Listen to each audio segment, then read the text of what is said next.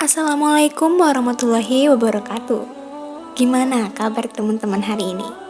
Insya Allah senantiasa sehat walafiat ya.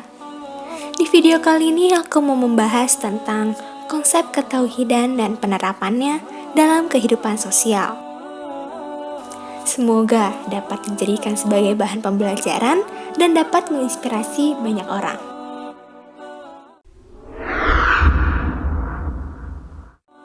Diriwayatkan oleh Muslim dari Abu Hurairah, Rasulullah bersabda yang artinya, tidak ada seorang anak pun yang dilahirkan kecuali dilahirkan dalam keadaan fitrah. Maka kedua orang tuanya lah yang menjadikannya Yahudi atau Nasrani atau Majusi. Pengertian fitrah dalam ayat tersebut bukanlah suci dari kotoran atau lainnya, tetapi fitrah dalam pengertian bertuhan atau beragama Islam. Rasa kebertuhanan adalah perasaan dalam diri seseorang yang menimbulkan keyakinan akan adanya sesuatu yang maha kuasa. Dengan rasa kebertuhanan ini, manusia meyakini akan adanya Tuhan atau sesuatu yang dipertuhankan. Rasa kebertuhanan melahirkan ketauhidan dalam diri umat Islam. Setiap umat Islam yang lahir di dunia sudah pasti diberikan rasa kepercayaan dan keyakinan oleh Allah Subhanahu wa Ta'ala guna untuk menopang kehidupan yang dijalaninya. Berkembangnya modernisasi dan globalisasi membuat ruang spiritual atau spiritual space, dan dalam diri kita mengalami krisis yang luar biasa hebat. Kita tidak lagi sempat untuk mengisi ruang spiritual itu dengan hal-hal yang baik dalam hidup kita. Justru sebaliknya, kita lebih terbiasa mengisinya dengan hal-hal buruk yang menjadikan ekspresi kehidupan kita tampak ekstrim dan beringas. Disorientasi tujuan hidup seringkali membuat manusia modern terjebak pada budaya instan dan jalan pintas untuk mengejar kesenangan materi dan fisik. Dari segi pengaruh yang melekat pada diri seseorang, antara Islam dan modernisme, keduanya sama-sama bersaing dalam memberikan pengaruh. Tidak jarang, keduanya berbelakang dan bahkan saling konfrontasi antara satu dengan yang lainnya. Misalnya, pertentangan antara nilai pragmatisme sekuler, modernisme dengan nilai idealisme, tauhid dan nilai-nilai religius lainnya.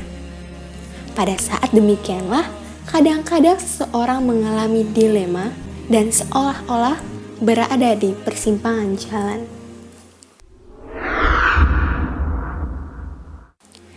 Hilangnya spiritualitas mengakibatkan timbulnya gejala psikologis, yakni adanya kehampaan spiritual.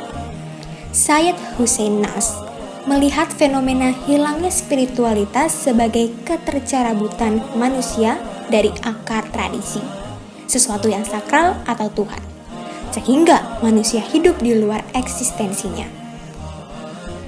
Sehingga terciptanya penyakit spiritual seperti a condition of being fragmented, kondisi diri yang terfragmentasi dari pusat diri atau self-center, dan kemudian disebut dengan berbagai istilah seperti muak, alienasi, dan iman buruk. Penyakit spiritual ini membuat kita mengalami proses fragmentasi secara psikologis dan juga spiritual. Selain penyakit spiritual, ada juga kesehatan spiritual seperti a condition of center wholeness atau keutuhan yang berpusat.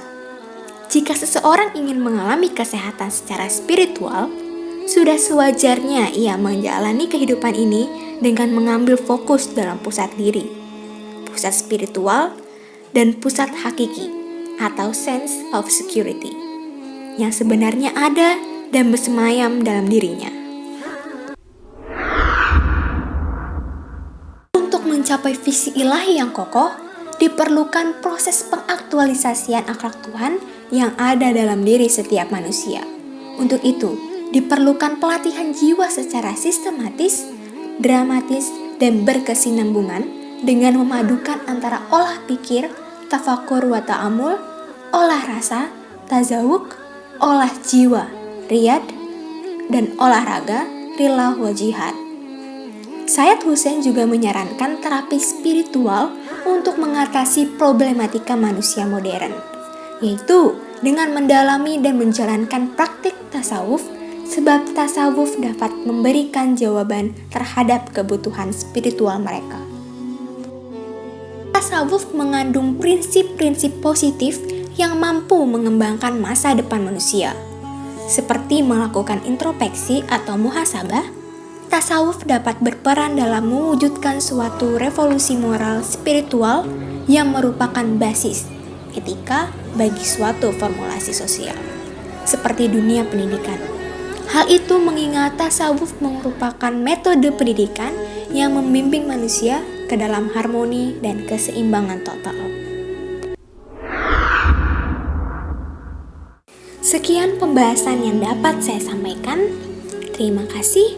Wassalamualaikum warahmatullahi wabarakatuh.